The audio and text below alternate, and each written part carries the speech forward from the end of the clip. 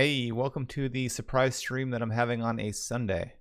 So I felt like I've been wanting to do this particular stream or series of streams for a while now. So I figured, you know what, I have some time today. Let's go ahead and start this series today. So the topic that I wanted to cover, and it's going to span more than one episode for sure because there's just not enough time in my life for today.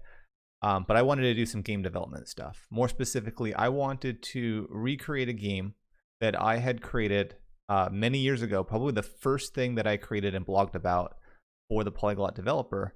And I wanted to do that with Phaser. So a little backstory on this particular game. So I created a game called Turboprop with Unity in 2014. This game was just me messing around with things. And overall, it looked kind of like this. So this is a YouTube video that I'm playing. There's sound, but this is just more or less the video that I created as kind of the announcement for this particular game.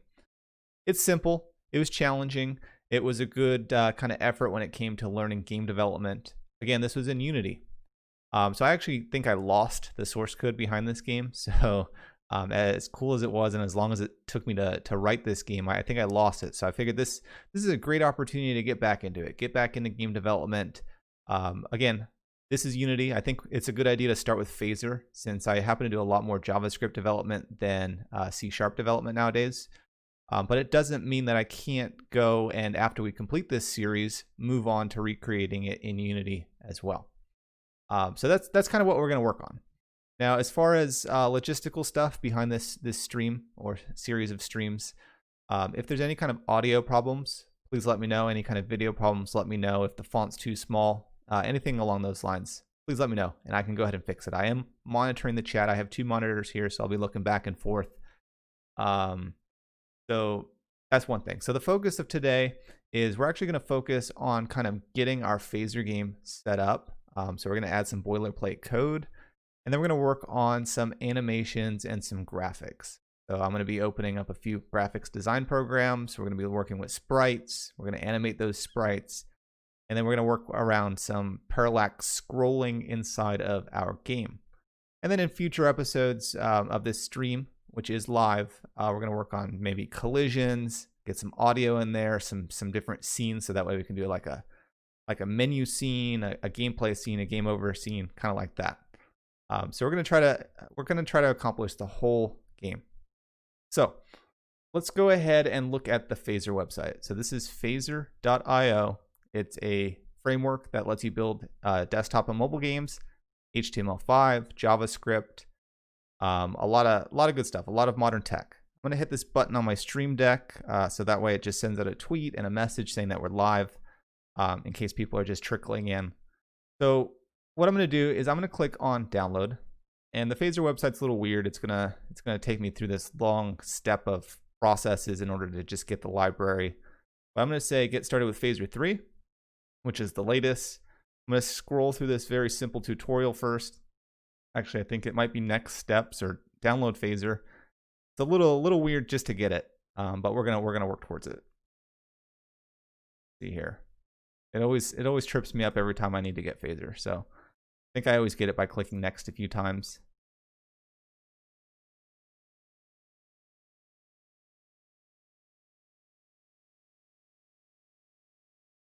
All right, so I lost it again.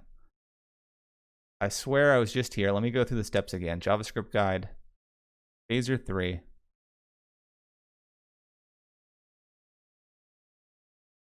Scroll through it.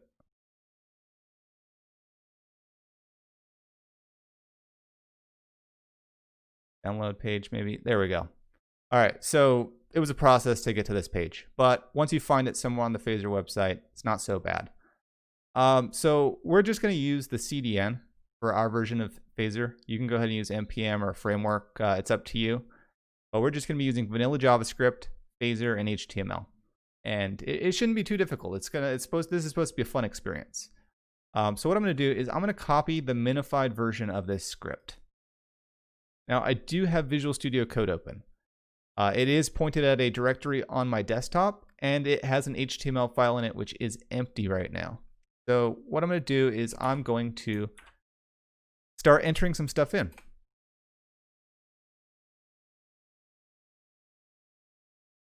So inside the head, I'm going to go ahead and paste that line that I had copied. We have some body. And then inside the body, we have script, which is going to handle pretty much all of our logic, at least for the short term. It's probably going to grow beyond that, but for now, it's a good starting point. So I'm going to save it. We are going to be serving this project. So as part of the phaser documentation, I can't just right click this file and say open and hope that everything works. I do need to be serving it. Python is a popular way to serve it. You can use plenty of other ways. You can host it. What I'm going to do is I actually installed the package called serve through npm. So I did npm install serve, and I did that globally.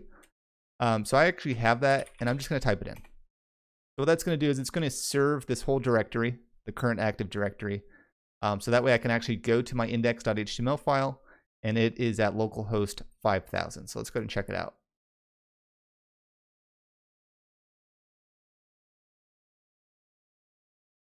So nothing is there. So let's go ahead and open up my inspector, just so that way we can see the logs as they happen. And I'll zoom in on this. That way it's a little bigger.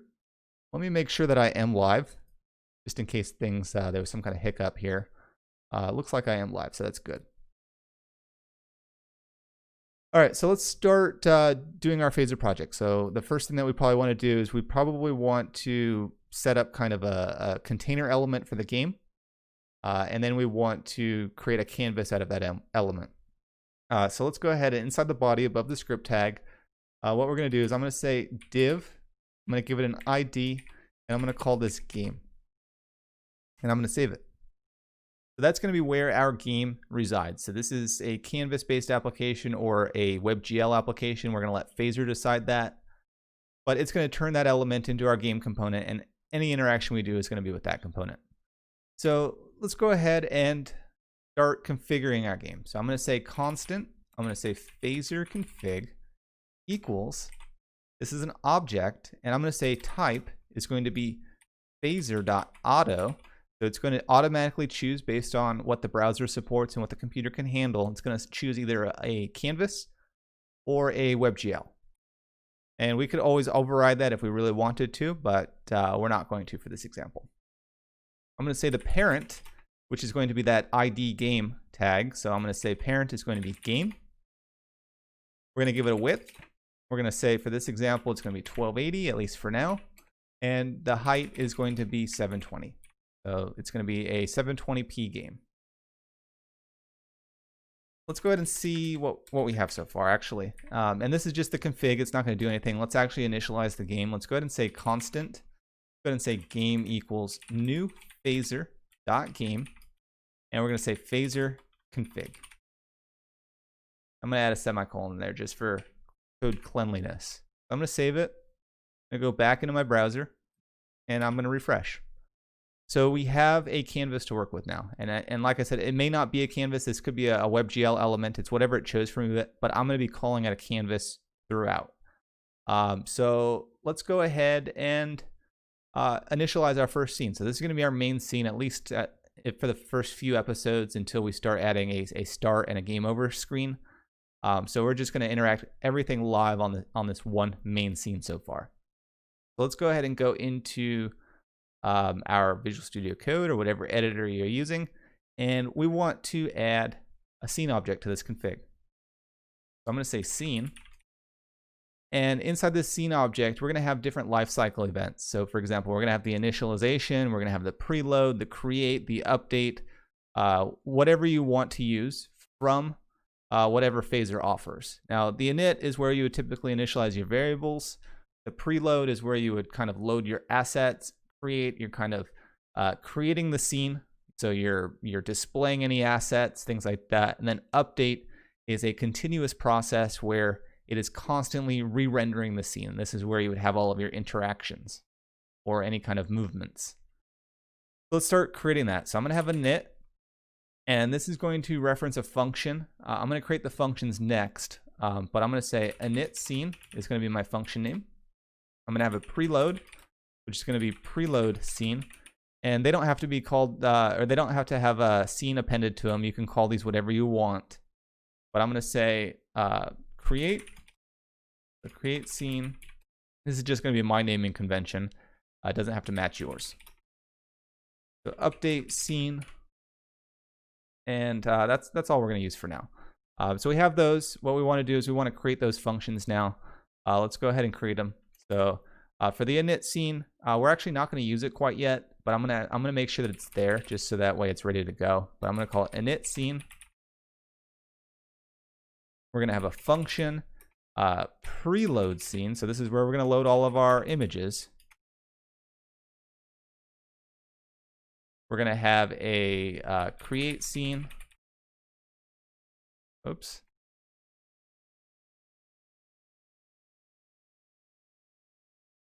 And function, we're going to have update scene.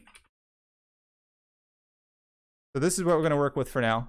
We are going to use all three of these, at least if everything goes good with this stream for this particular part of the series. We're going to use all three of them. But you know what? You never know what could happen. This is live. I could make some kind of dramatic mistake and I could run into trouble troubleshooting it. You never know. This is live. If you catch any kind of problem, I make a lot of typos. Go ahead and type in the chat. I am monitoring the chat. So if you want to say something, please do. Interact with me. Make this a fun Sunday. So we have our preload, create, and update. So the next thing that we might want to do, maybe we want to change the background color of our canvas. So right now it's black, which could be good. But if we're trying to reproduce what I have here in Turboprop, the game that I made back in 2014, we might want that to be blue. We could easily create a whole image to represent our background, but maybe we create the base canvas color as this color blue. And what I can actually do is I actually have a Chrome extension, so I have the color picker. So let's go ahead and pick that color blue. So I think it never lines up properly for some reason, but let's go ahead and click it. So I have it in my clipboard. Let's go ahead and go back into our editor here. So I'm going to say somewhere in here, I'm going to say background color, and I'm just going to paste that hexadecimal value. So let's go back in. I'm going to refresh. So it's blue now. So just for reference, I used, this is called ColorZilla. It's a Google Chrome extension. It's incredibly useful when it comes to picking colors. So our canvas now is blue to represent the sky. Maybe you change that in one of your scenes because you want to extend upon this, and maybe you have a nighttime game mode, not just a daytime, but totally up to you. So let me get a drink here.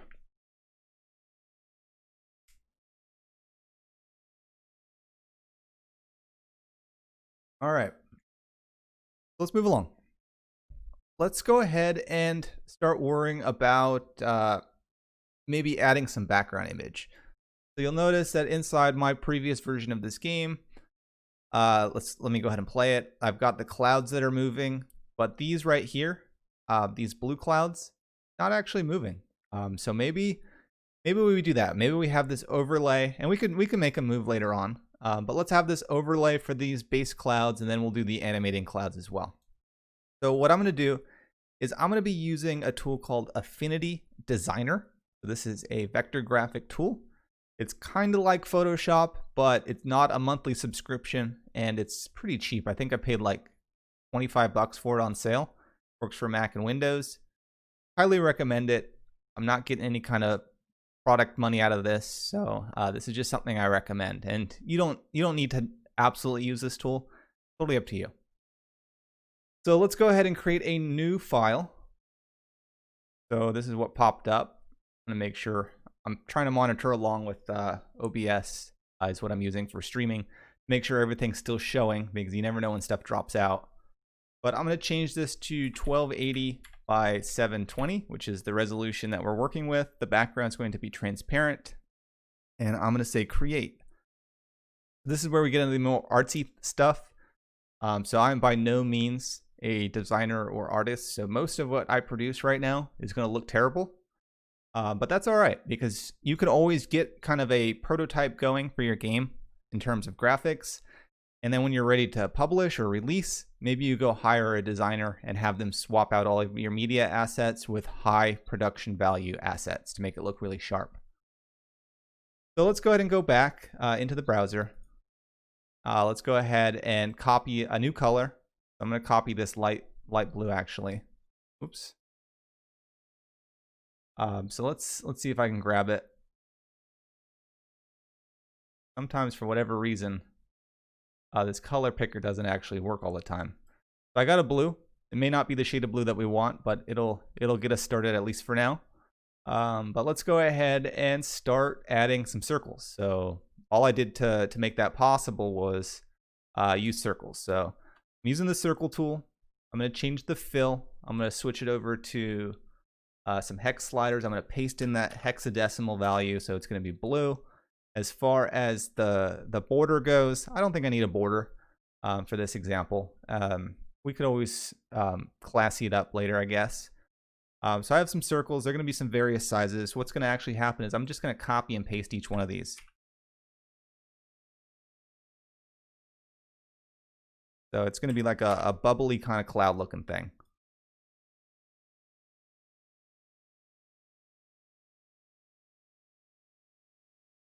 Oops.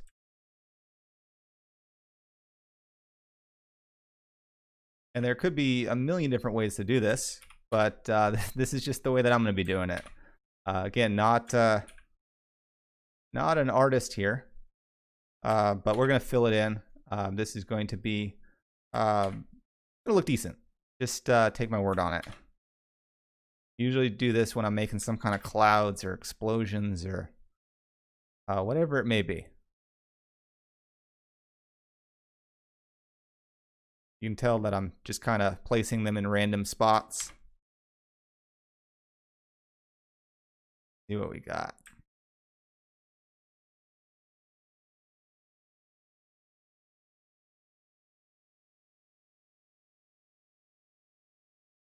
All right, so that's kind of our base. Let's go ahead and see if I can now color this in. So what I'm going to do is I'm just going to use a rectangle to get the job done. Probably going to do several rectangles because this tool it's a little different. There's no, as far as I know, there's no fill tool because it's a vector tool. I don't have to be using a vector tool. There's a tool called Affinity Photo as well.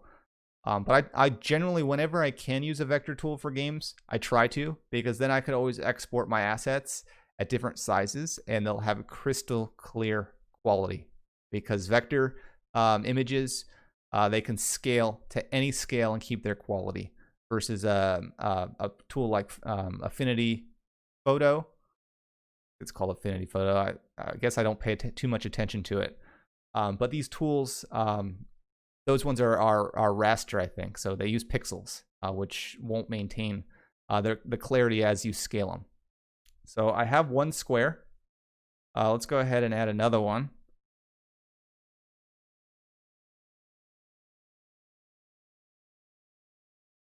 Just going to add a few. All we're trying to do is fill it. Oops.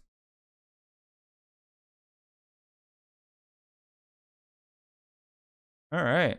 So we have some funny looking clouds.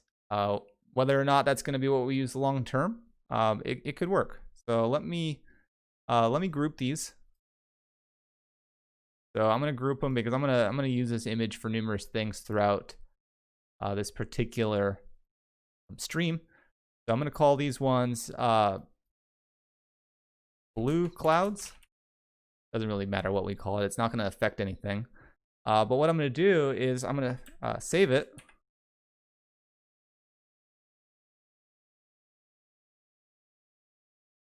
And I'm going to go into this right here, and I'm going to call it, what should I call it? I should call it clouds, maybe? Call it clouds. So that's just the Affinity Designer file. What I'm going to do next is I'm going to actually export it. I'm going to export it as the full resolution of the game. I'm going to say export.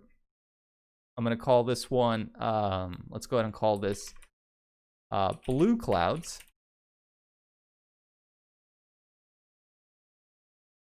or let's go ahead and say clouds blue. That might be easier to search for.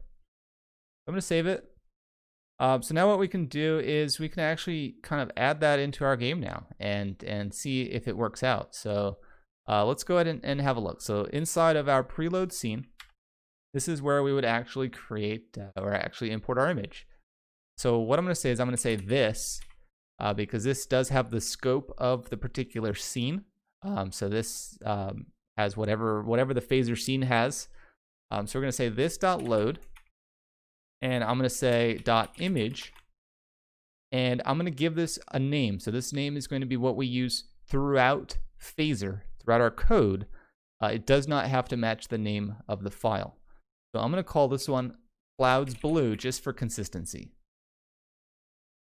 Now what I'm going to do is I'm going to say clouds blue.png because this is the actual file that we created, and it is at the root of our project. We'll clean up our directories later, but at least for now, that'll work out for us. So let's go ahead and see if this shows. So I'm going to save it. I don't think it's going to show yet, but let's go ahead and check it out. I'm going to refresh. It's not showing, probably because we actually need to add it to the screen. We're just going to add it as a sprite. So let's go ahead and do the following.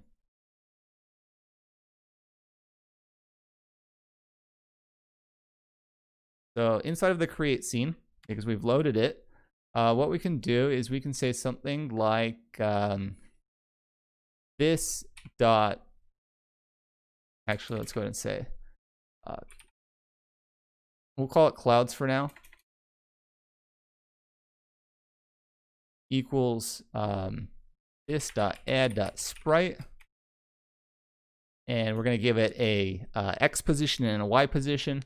So let's go ahead and start with 0 and 0. This isn't going to exactly mean what you think it's going to mean, but we're going to get to that in just a second. And we're going to give it the name, which is going to be clouds blue. And let's go ahead and figure it out. Go ahead and see if that added it. Yeah, so it did add it. You'll notice that it's way up there. That's not right. It's up there because when we add it, we said 0, 0. You have to think about where in the image it's actually holding on to. So it's actually going to be the center point of that image. So what we want to do is we want to increase it by whatever half of the image size is. Let's go ahead and go into our file.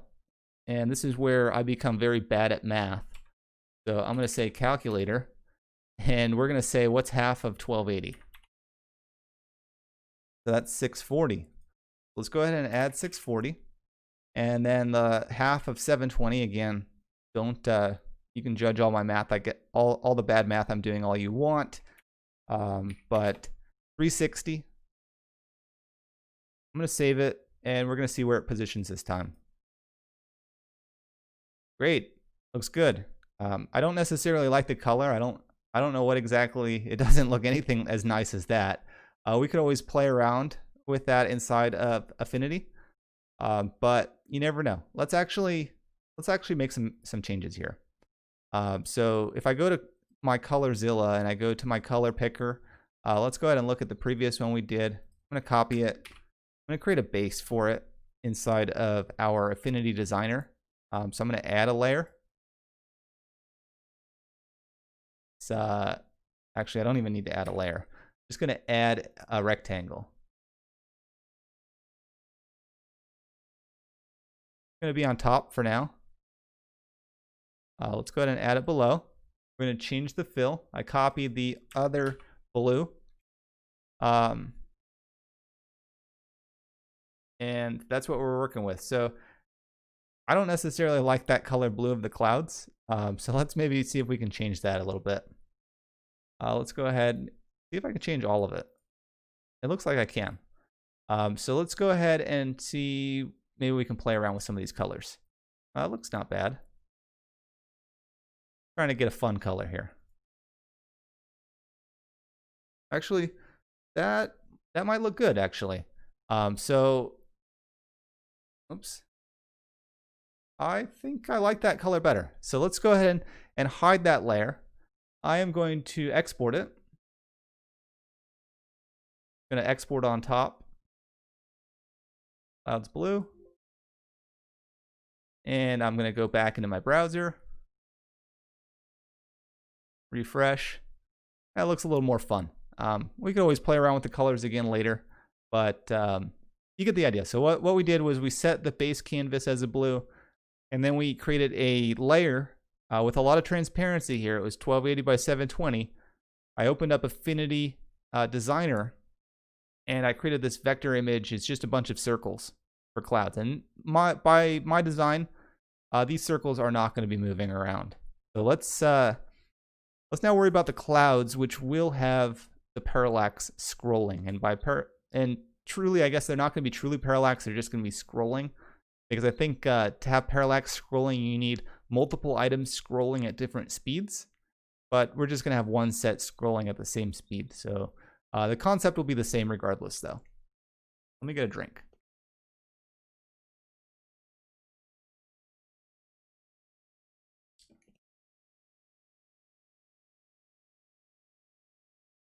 All right, so let's go back into our design tool.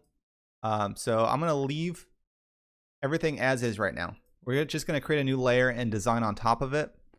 So I'm going to create a new layer. This is going to be our clouds that are going to be white, and we're going to have a bunch of them, and they're going to move around. So let's do the whole circle strategy again. So let's go ahead and say maybe circle there. See if I can put it in there. All right. Oops. I'm going to copy it. I'm going to move it around.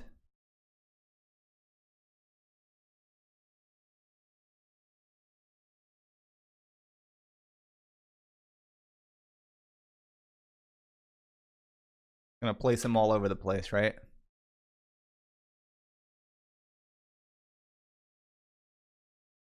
I realize this is probably a silly way to do it, but you never know. It works. I'm not a designer. Remember, there's going to be 100 or a million different ways to do this better than what I'm doing.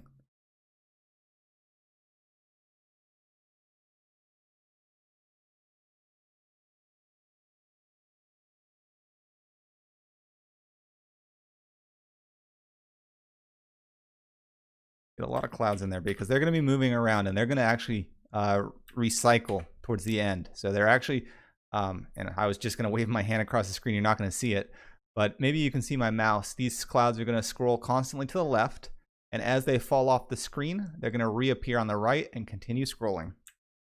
So it's going to be cool. Oops. Oh. So I just figured out a new command here. So if I hold down Control, I don't actually have to do Control C and Control V. I can just hold it and it'll clone it for me. Pretty cool. Let's get that weird oddball cloud down there.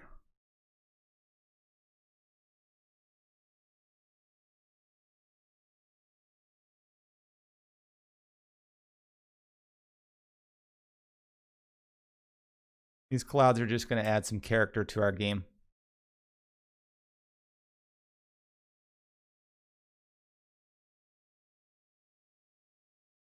Maybe get a cloud over there.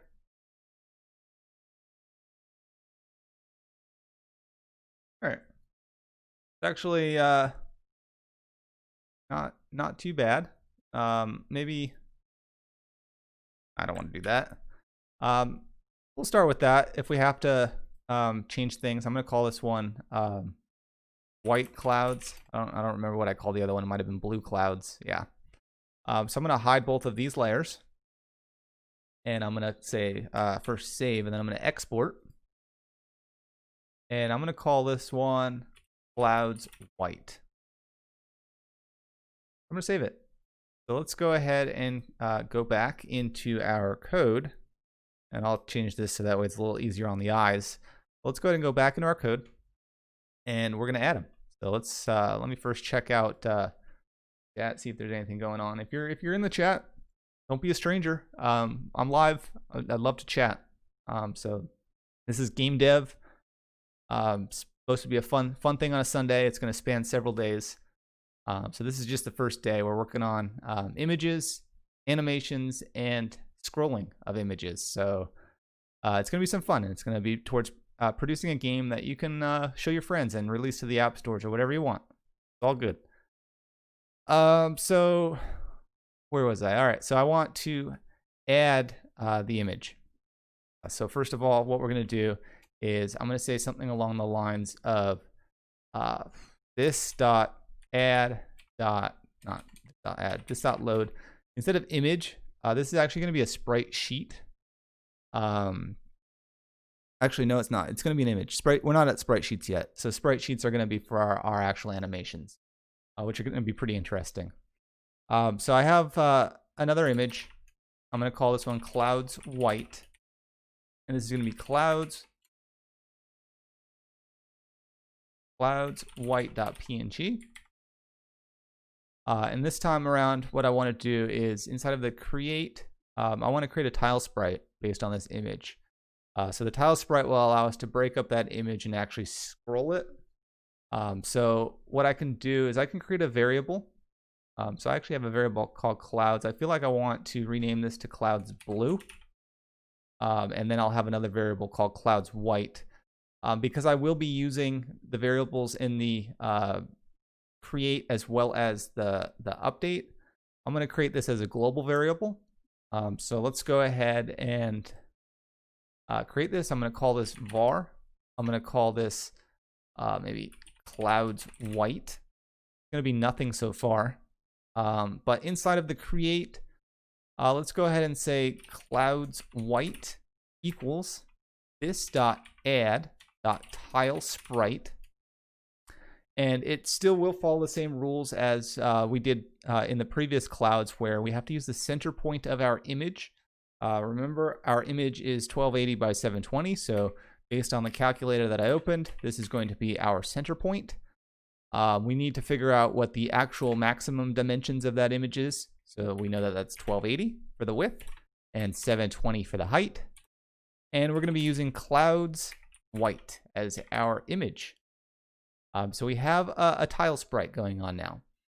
So with the tile sprite, now we can actually animate it. And I think, let's go ahead and save it and see if it actually shows up first. Yeah, so it shows it. It's not moving though. So we need to get it to move now. So this is where we actually make use of our update scene. So I'm going to go back into Visual Studio Code, and I'm going to do the following. So I'm going to say clouds white, and I'm going to say dot tile position x, and I'm going to say plus or equal to 1. So I'm going to increase it every iteration of this update scene by 1. So let's go ahead and save it. I'm going to go back into the browser. I'm going to refresh. Oh, look at that. We have some clouds, and they reappear as soon as they fall off the screen. So that's fantastic. And we could always increase the speed. I'm just using a value of 1. I can slow it down. I can speed it up. So actually, got an itch on my nose. Actually, let's go ahead and go back into Visual Studio Code. Maybe we slow it down, and I say 0.75. And let's go ahead and say refresh. It doesn't look like it slowed it down too much, so let's go ahead and make it 0.5 maybe, and see where we end up. That's not that bad. So we have some nice scrolling effect. And if I wanted to add another layer of clouds, so if I wanted to go into Affinity Designer here, and I wanted to add another layer where the clouds were maybe in a different position, maybe they were a shade of gray to represent some kind of depth in the 2D game, rather than all white, totally up to you. Maybe we add some really small clouds to represent clouds that are further in the background. You know what? I actually like that idea. Let's go ahead and do that. Let's go ahead and add some more clouds. So I'm going to add another layer. I'm going to call this white clouds small. And I'm going to add a circle. And these ones are going to be pretty small. So let's go ahead and go in here. Oops, clicked on the wrong thing. I have the wrong tool open, so I need the cursor.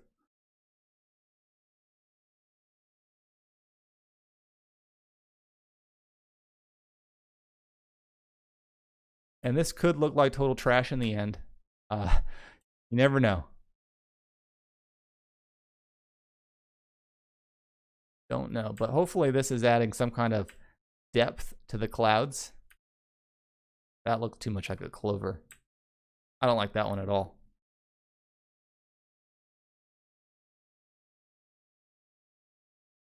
Maybe that's a little better. These are some funny looking clouds.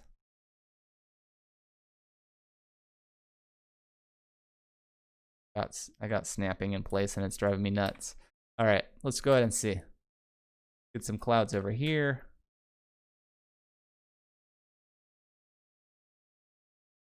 Now, generally, I don't know. I'm making stuff up here, but generally, I think smaller items, so items that are further in the background, are going to move a lot slower than items that are closer. Maybe I have it flipped. Maybe I don't. One of these is we're gonna have them moving real slow, and one of them is gonna be real fast. So let's see what we got after I get a few more clouds in here.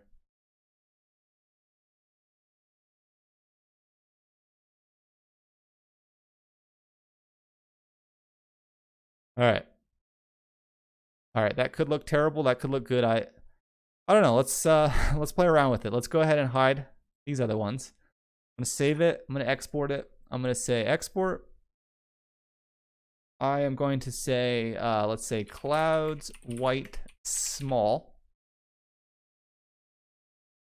And let's go ahead and re-enable these just so that way we know what we're working with. They will overlap at some point in time. That's fine. Let's go ahead and go back into our code. Let's go ahead and add another tile sprite. So this .load.image. We're going to say clouds white small. Again, the naming convention, they don't have to match. So the name of your asset does not need to match the file name. But in my case, I am. So we have a clouds white small. Let's go ahead and add them here. Oops. Oh, that was a completely different command. I hit the wrong key on the keyboard. Let's go ahead and make this a clouds white small.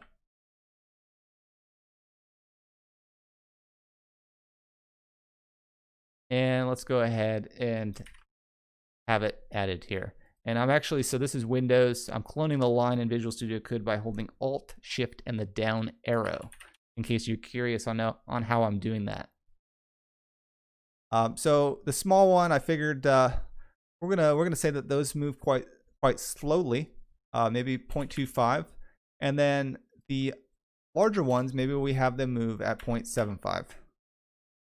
So let's go ahead and go back into the browser and refresh. And somewhere along the lines, I have the exact same image twice. So let's go ahead and figure out what I'm doing. Clouds white small, clouds white. Right here, I'm using the wrong image. So this should be small. Let's go ahead and check it out. There we go. So the small clouds, they're moving. They're just moving small.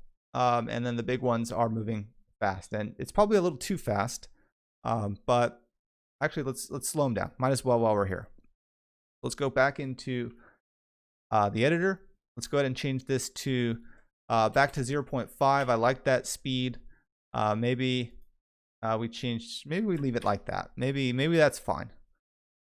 So let's go ahead and check it out in the browser. That's probably all right. I could live with that. If we have to later on as we progress through these videos, maybe we change it.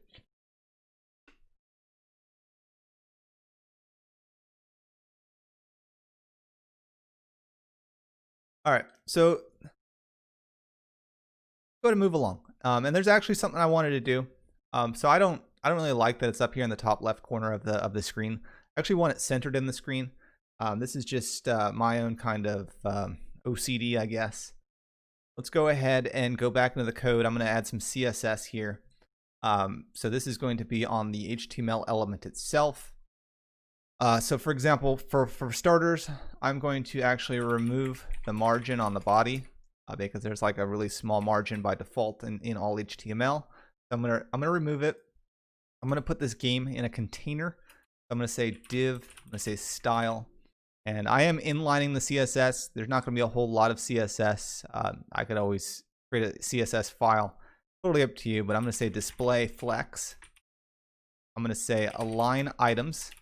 This is going to be center. I'm going to say justify items, justify content, and this is going to be center.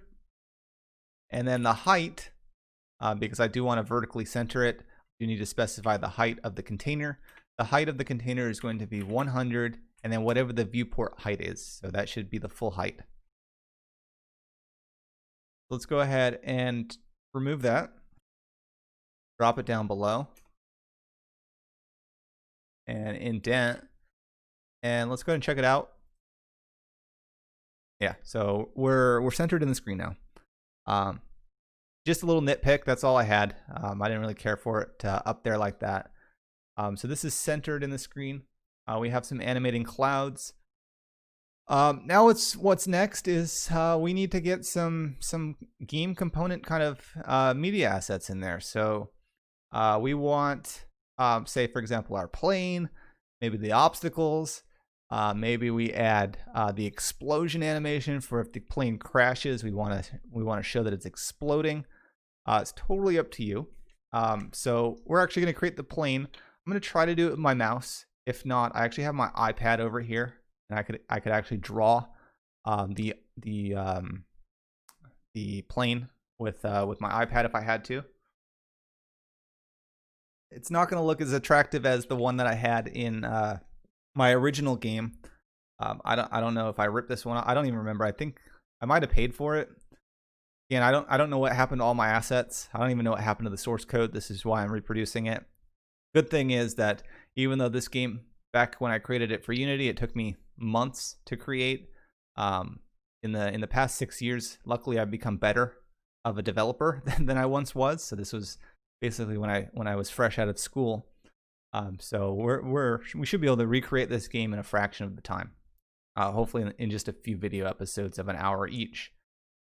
So let's go ahead and create the plane. Let's go ahead and see what we've got. So I'll go back into here. We're going to again try to do this inside of our Affinity Designer. Again, you don't have to use this tool if you don't want to. This is just my preference. Maybe you want to use Photoshop or Illustrator or Inkscape. I don't know. There's 100 different tools that you can use. I just prefer this tool. It's easy for me. So what I'm going to do is I'm going to create another layer. This is going to represent our plane, and I'm gonna get to drawing here. So first of all, what I probably want to do is I probably want to create the chassis, or whatever you want to call it, of the plane itself. I am leaving everything on here so I can see everything at scale, even though it's not. Actually, I don't want to do that. I lied. It's nice to see everything at scale, but I actually don't want to include it on this image at all. So that's going to be hard when it comes to sprite sheets. I don't need it to be 1280 by 720, and we'll be animating this plane, so we will be creating a sprite sheet. So it's a different concept. Let's go ahead and create a new. I'm just going to create 512 by 512. Again, this is a vector image, so it doesn't really matter the size. We're going to get the same quality no matter what. So let's go ahead and create. And let's get to drawing here. So I am going to crack open this rounded rectangle. And we could always change this up later. But let's go ahead and pick a color. Maybe I am going to, I don't even know what color I want. See what we have here. I'll just click around until one looks somewhat decent of a color. We could always polish this later. That looks fine. That color green is fine for now. So we have that. And it doesn't even have to be green. Maybe we create it red. I don't know, whatever looks good on the eyes for this blue.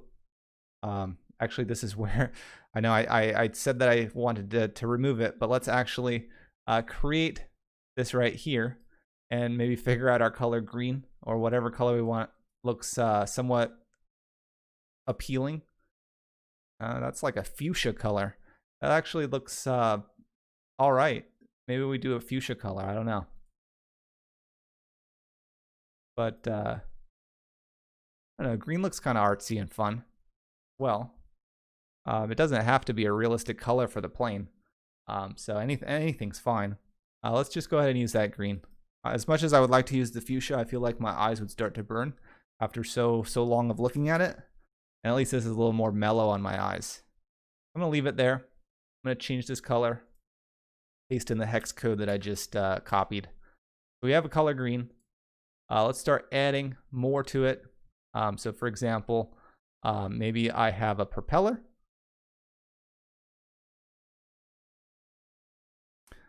First of all, let's go ahead and center this. That's center.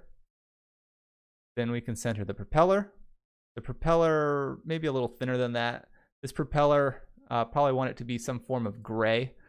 So maybe we have like CCC. That might be too light, actually. Let's go ahead and change it to, let's go ahead and maybe try A. That still seems kind of light. That's a little better. I'm happy with that for now. We'll keep it at that. Let's go ahead and go back. Maybe we add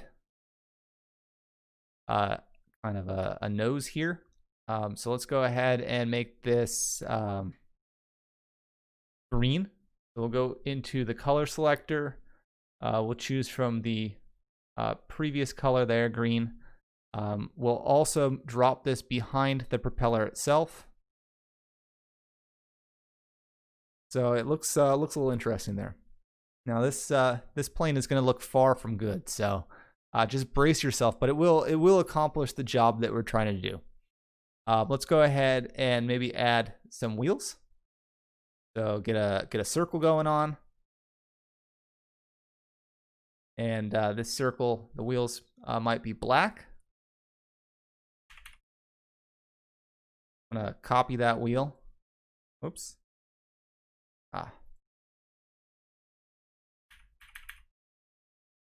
All right, let's go ahead and get the correct cursor this time around. All right, so we've got wheels.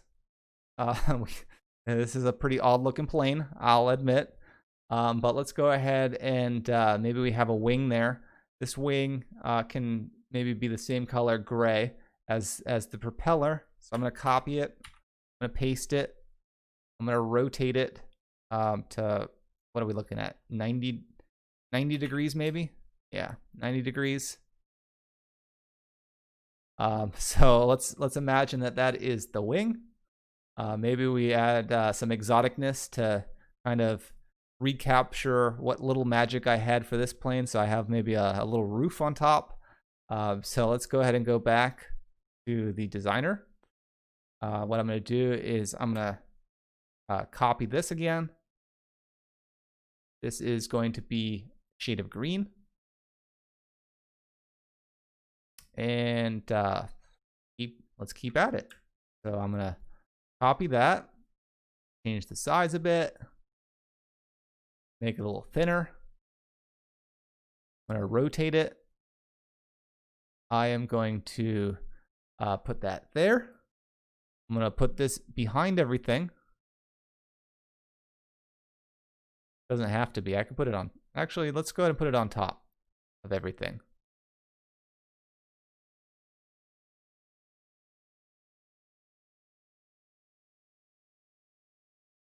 All right, so let's go ahead and copy that. I am going to flip it. So I'm going to transform it and flip it horizontal. All right. And I don't even know if we're going to be able to see this. Oops. I guess I can't drag them like that.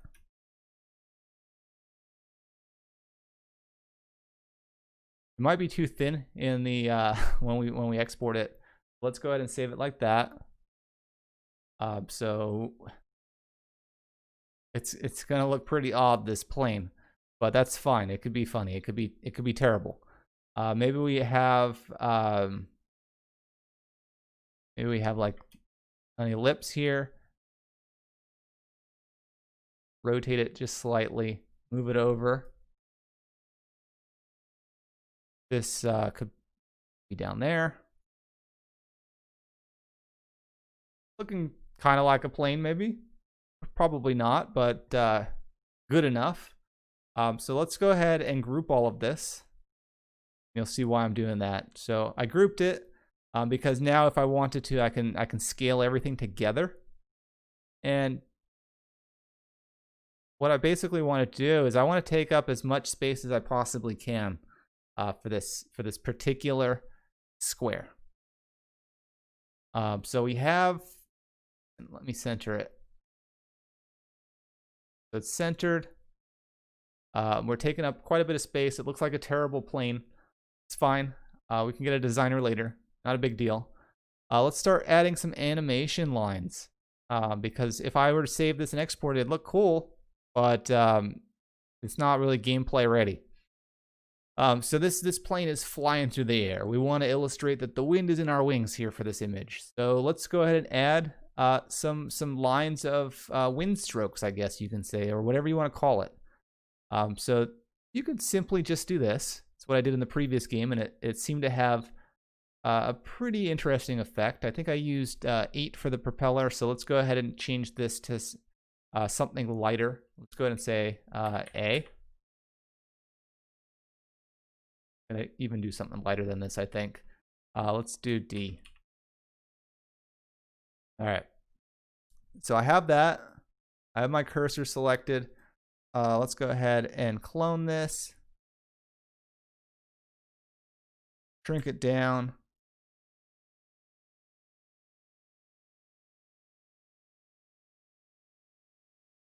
There we go. Maybe even center this a little bit more. So that's the first phase of our animation right there. So let's go ahead and group that. And let's call that maybe animation 1. And we're going to copy that. And we're going to call this one animation 2. And we're going to unselect or deselect the animation 1. So animation 2 can be slightly different. These are going to represent frames in our animation. So animation frames. So we're gonna change this up a bit. Shrink that down. Maybe make that grow. Maybe change that. And then we have let's go ahead and make animation. This animation 3. Sorry, I'm losing track of thought here. Animation 3. Maybe we make this one super long. Maybe we move this one over here.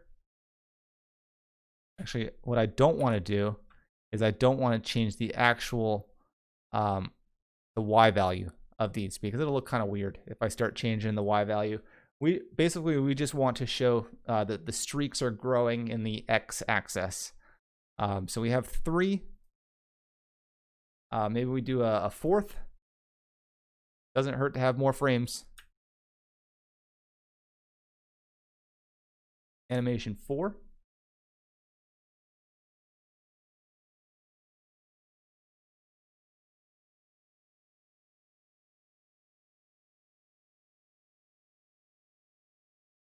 All right. We'll keep it at that for now. So this is going to be plain. This is just our Affinity Designer file. Let's go ahead and export it as our actual plane. We're going to export each one of these. So let's go ahead and say that this is, go ahead and say, well, what was the resolution that I just exported it to? All right, 512. Let's go ahead and say plane 1. We're going to say the next one is going to be plane 2.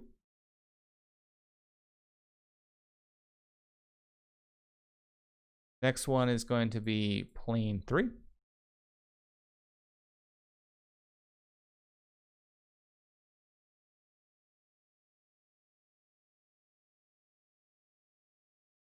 And then finally we have plane 4.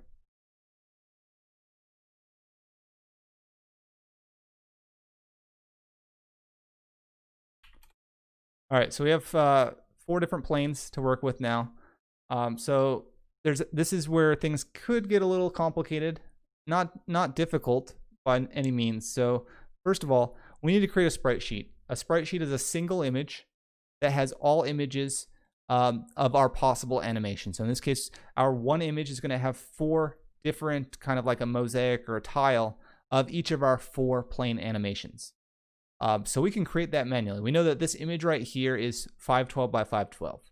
So we could create an image, a larger image that's either 1024 by 1024, which would be double in both the X and the Y to this image, or we could create a long file. So that would be whatever 4 times 512 is, 2048 maybe. So we could do either or. So we could do that in Affinity Designer or whatever graphic design tool that we're using. I did that. It's kind of a pain in the butt. I wouldn't recommend it. It can get tiring over time. So actually there's another tool that I have. This is called Texture Packer. It's a popular tool for game dev, for especially 2D game dev. You can actually add images to this tool and it'll create a sprite sheet for you. There's a free version. I am using a paid version for with an indie license because I'm not really making any money off of any of this stuff. But I think the free version will accomplish everything that we're going to accomplish here. But it's totally up to you what you want to do. All right. So let's go ahead and add some images. So what I'm going to do is I'm going to say add sprites. And I am going to say turboprop phaser. And I'm going to add each one of these planes. So here's a sprite sheet that it created.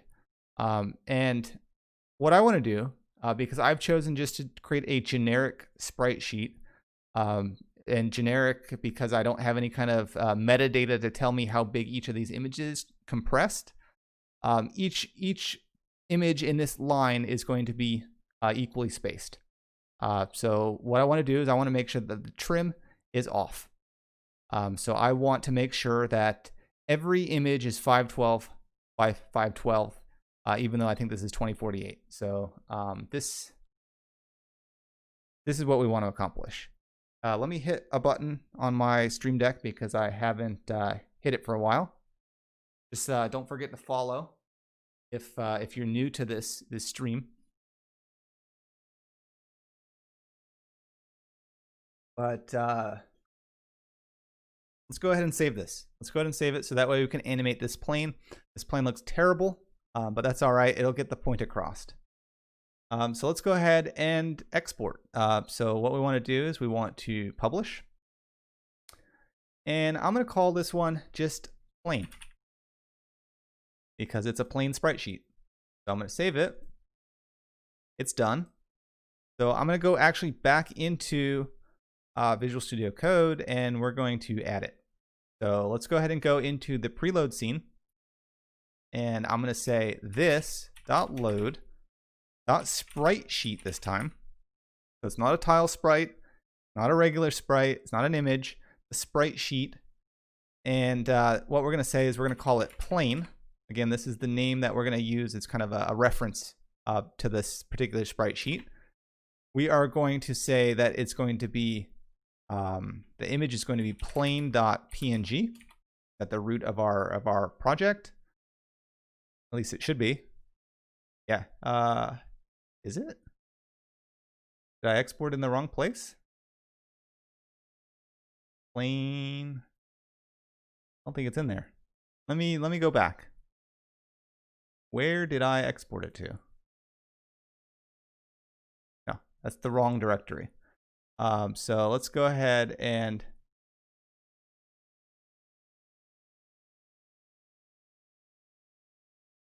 always change it.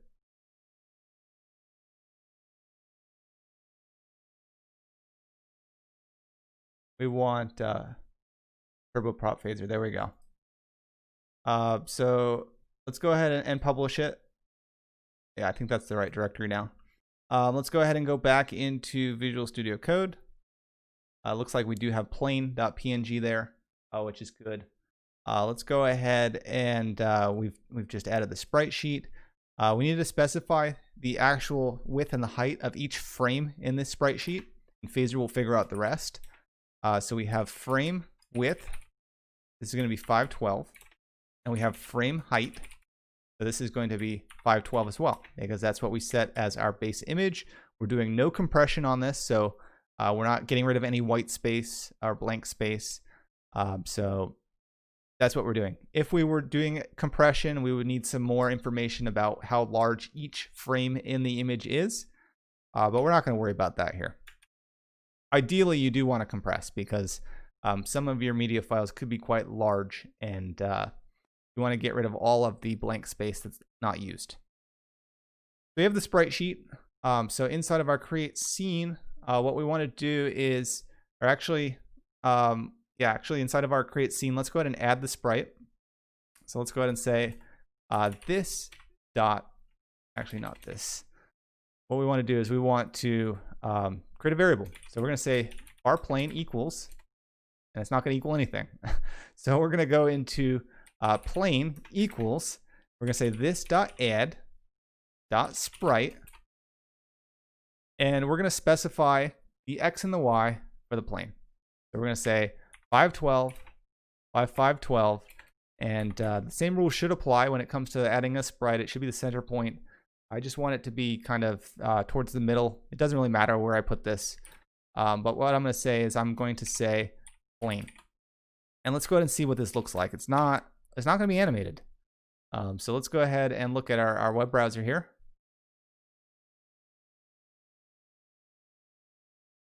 It's huge. It's not moving. It's only showing the first image in our sprite sheet.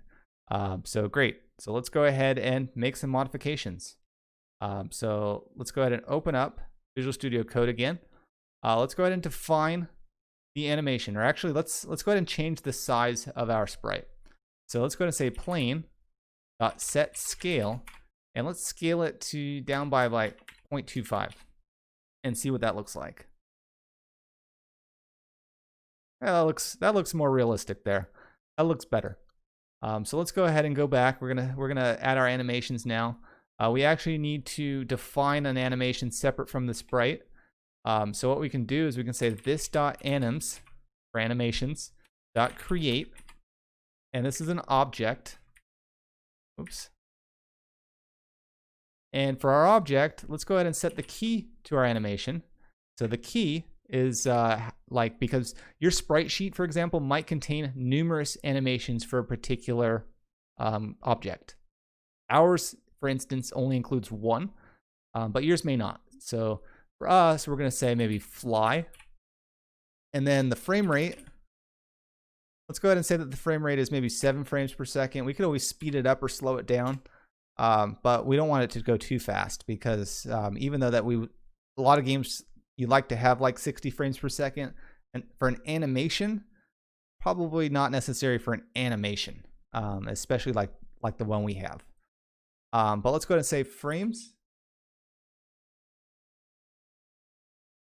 Ooh, I got rated. Thanks, Crutchcorn. I didn't see you there. That's shame on me for not paying attention to the chat. Yeah, so I'll do a recap. Good call. So if I go back to my web browser before we go back, so 2014, go back in time here. This is probably, I think, the first blog post I ever wrote for the Polyglot developer. This was me releasing a game called Turboprop. I was fresh out of school. I was just playing around with things. I created this game in Unity, and I'll hit play. So just a short video. It's not the most exciting game in the world. There is music playing, but I don't have it piping in. But basically, you fly around, you collect those Bitcoin. This was before Bitcoin was a thing. And stay away from those electrical things, whatever. I'm calling them lightning bolts, but you never know. But you collect as many as you can and see how far you can get. And the game speeds up over time, so it gets more challenging.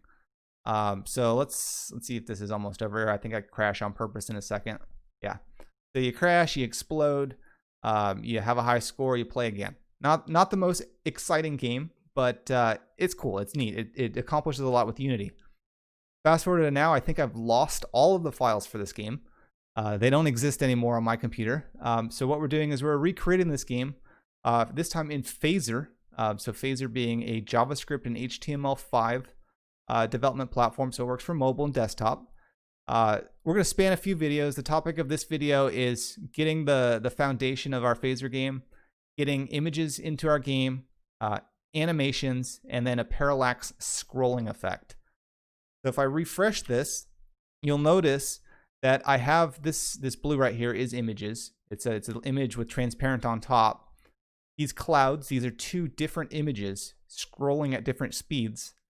It's just one image actually. So it's a tile sprite. So it animates, it scrolls to the left, and when it cuts off the screen, it recycles in the back.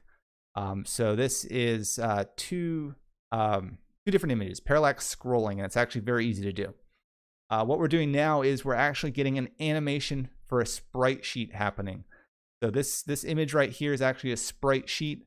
It's 4 images. It's only showing the first right now because we're not animating it. It's a really janky looking plane that I drew. Hire a graphics designer if you've got a good game in the works, if you're not a designer yourself. But for now, it gets the point across. All right. So that should be a recap. Some tools that I used. I used Visual Studio Code. I used Affinity Designer for my images. You don't have to use these tools. I also used Texture Packer to create my sprite sheet of the images.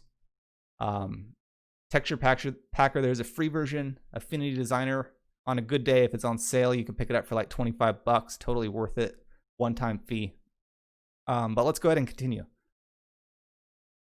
All right, I have to think about where I was. Oh yeah, I was defining what the frames were going to be for this image. So to get the frames, hopefully that kind of gives you a recap, crutch corn on where we stand.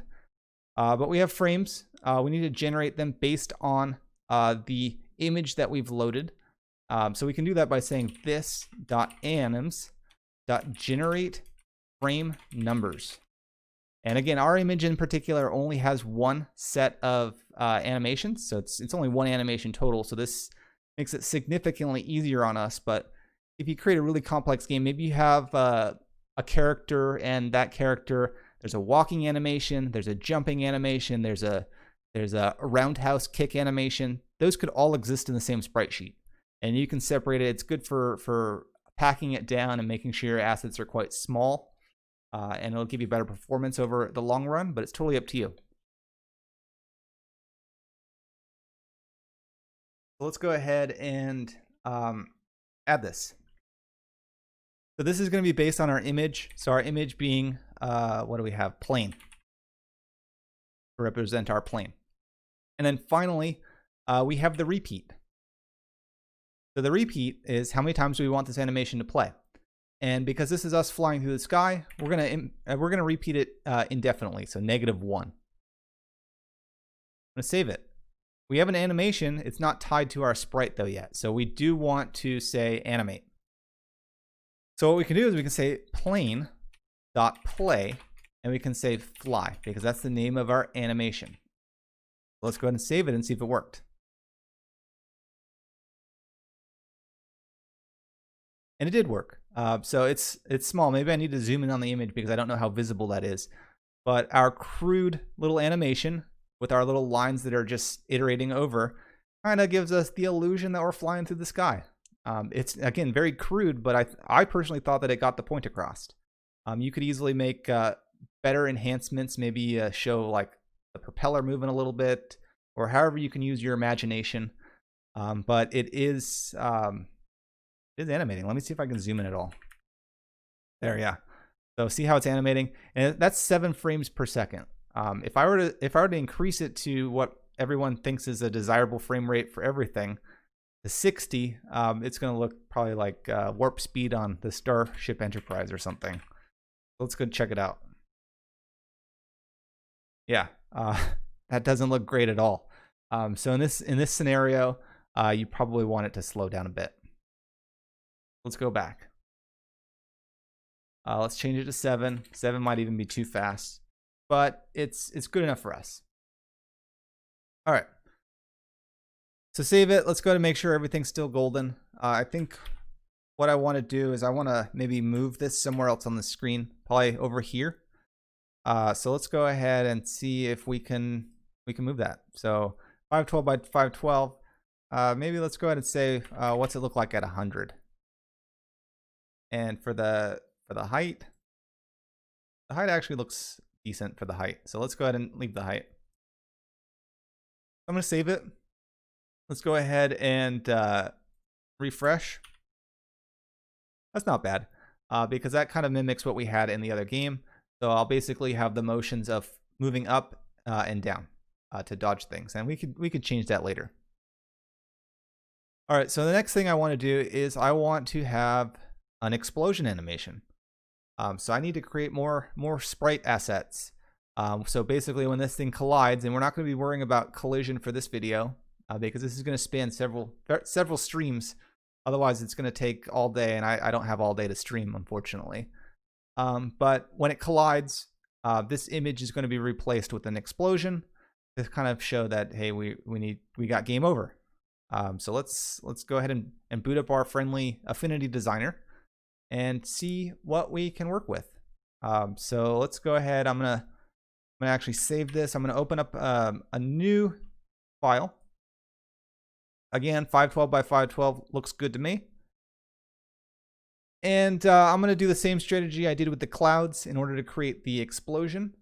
So let's go ahead and add that. We have an explosion. Let's go ahead and say that maybe this is white again. I'm going to add a border on this one, I think, because otherwise it's just going to look exactly like a cloud.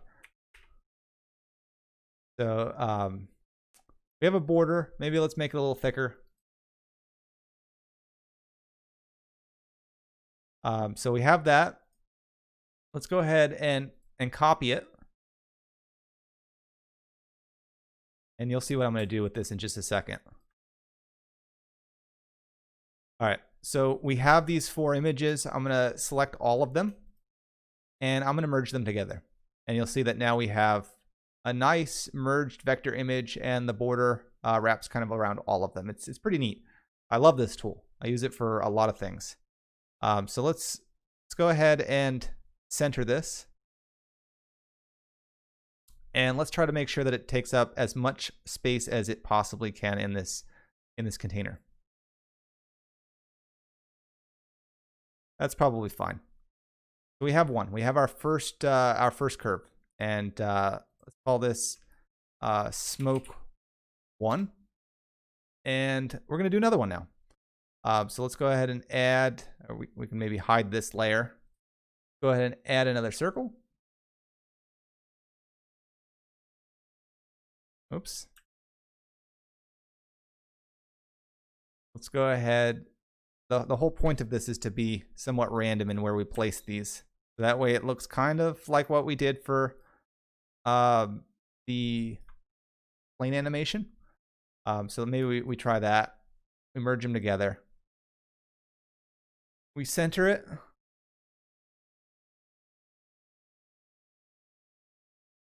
Now we have that one, and we have that one. 2 different ones. They look decent enough. We're gonna add some more. The more you have, the better, because if you just have two different frames repeating back and forth, it's not gonna look very good. So we have smoke 2. Go ahead and add another one.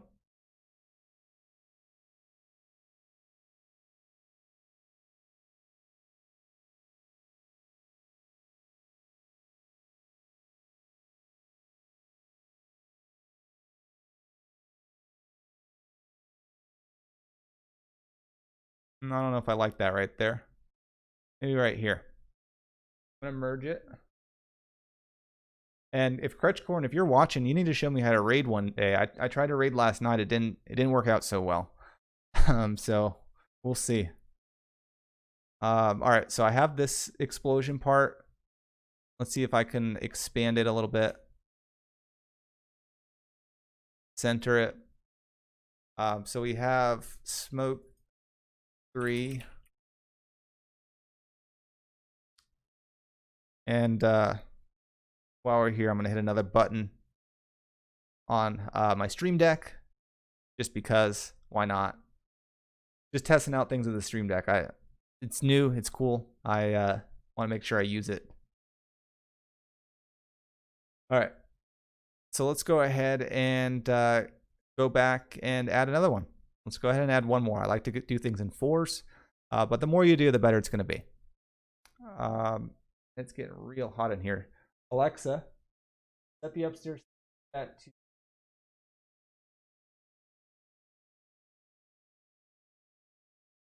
I'm in the middle of Tracy. It's like 100 plus degrees Fahrenheit outside, and I'm really starting to feel it upstairs here.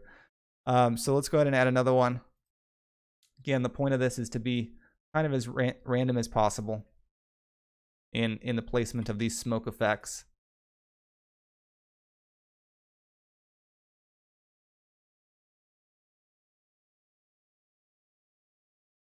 So I have all of those. Let's go ahead and kind of add them together.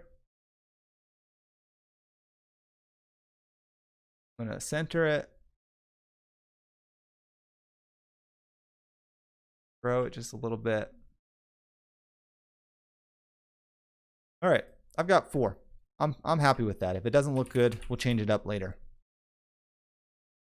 So now what we're going to do is we're going to save each one of them one by one, starting with this. So I'm going to say explosion, which is the Affinity Designer file. I'm going to start with this. So I'm going to say export. I'm going to call this one smoke 1. And then I'm going to say smoke 2.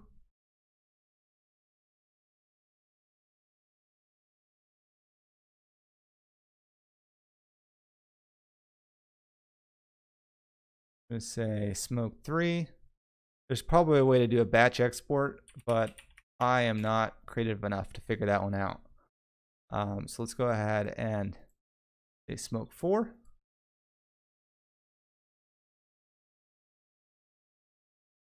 All right. So we have all of our smoke exported. So now what we want to do is we want to use our texture packer. And again, you don't have to use this, but it is proving to be quite useful for me. So let's go ahead and create a generic sprite sheet. There is a way to do phaser sprites in this, but we're just going to keep it generic, at least for now. We're going to add some sprites, smoke 1, 2, 3, and 4. We're going to eliminate the trim, so that way everything's equal size, because we don't want to have to mess around with the meta information. So let's go ahead and publish it. And I'm going to call this one explosion. And it's going to save. I'm going to go back into Visual Studio Code, and we're gonna load it in. So we're going to follow the same strategy as the plane.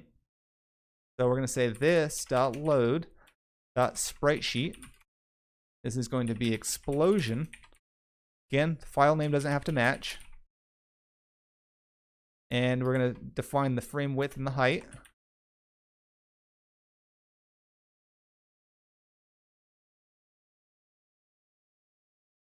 I'm going to have a variable for explosion. Inside of our create scene, I'm going to define an animation for the explosion. I'm going to just copy this line here. The shortcut that I just used was Alt-Shift-Down key. But let's go ahead and call this one maybe explode. This is going to be for our explosion sprite sheet. And we're not going to repeat this one indefinitely. Maybe we repeat it twice. I'm going to save it. So now what we want to do is we want to show it. And if I wanted to, I could just copy this. For now, it's not going to be very impressive. But let's go ahead and say that this is explosion. Let's go ahead and move it away from the plane. This is going to be, I guess we could leave the scale at that for now. And let's go ahead and say explode. And this is going to be explosion. So let's go ahead and check it out. So that's what it would look like. It looks a little fast, but maybe that's fine. And you'll notice that it did stop. So let's go ahead and fix it up. So this is where we can get a little creative. So we're not worrying about collisions right now. So instead, maybe we worry about mouse clicks. So we explode based on pointer click. So inside of the update scene, what we can do is we can do something like if this dot input dot active pointer dot is down. So if it's down, that means we're getting ready to do a click event, and maybe we want to draw that explosion on the screen. But we only want to do it when it's the click, not when it's pressed.